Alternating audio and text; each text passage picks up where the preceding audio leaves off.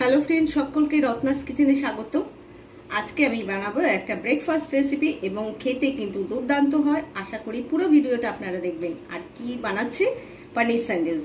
তার জন্য কি কি নিয়েছি এখানে ব্রেড নিয়েছি, পনিরের টুকরো নিয়েছি, গোলমরিচের গুঁড়ো, সামান্য নুন আর গার্লিক চিলি সস। এটা আমার একটা ফেভারিট সস, আমি প্রত্যেকটা ভিডিওতে বলে থাকি।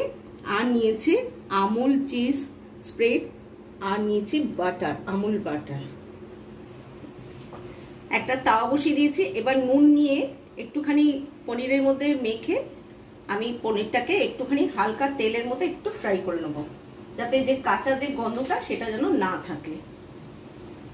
আপনারা চাইলে কিন্তু এটাকে নাও সেকে দিতে পারেন, তবে সেকে দিলে একটুখানি বেশি ভালো হয়। তো আমি হালকা করে উল্টে পাল্টে এটাকে একটুখানি ফ্রাই করে নেবো।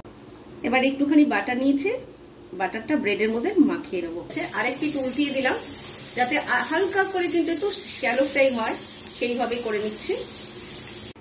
পনির আমি নামিয়ে নিয়েছি, ভীষণ গরম, আমি তাই খুন্তির সাহায্যেই কিন্তু এটা ধরে রয়েছে। একটা ব্রেডের ওপর দিয়ে দিলাম, আর একটা যে পনির নিয়েছি ওইটাও দিয়ে দেবো। ভীষণ গরম, বুঝে শুনেই দিতে হবে, নাহলে এই সময় কিন্তু হাত কিন্তু পুড়ে যাবে। এবার দিয়ে দিচ্ছি গার্লিক চিলি সস, এটা কিন্তু এর উপরে কিন্তু দারুণ যাবে। তো আমি অল্প করেই দিয়ে দেবো,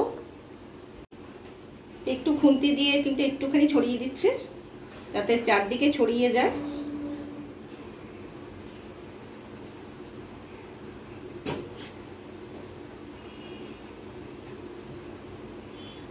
এবার দিয়ে দিচ্ছি যে চিজটা নিয়েছিলাম, এটা একটুখানি দিচ্ছি আর ছড়িয়ে দিচ্ছি চারদিকে।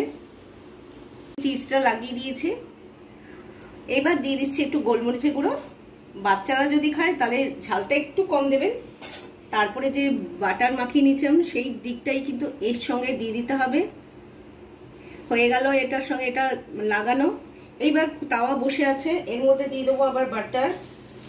বাটার দিয়ে দিচ্ছি। এবার দিয়ে দেবো এই ব্রেডটা দিয়ে এবার আঁচটাকে একটু জোর করে নেবো, নিয়ে এটাকে এপিট ওপিট করে কিন্তু এটাকে টোস্ট করে নেবো। এক পিঠ আশা করি হয়ে গেছে। এবার আস্তে করে কিন্তু আমি এটাকে উল্টিয়ে দেবো। হ্যাঁ, অনেকটাই হয়ে গেছে, খুব সুন্দর লাগছে।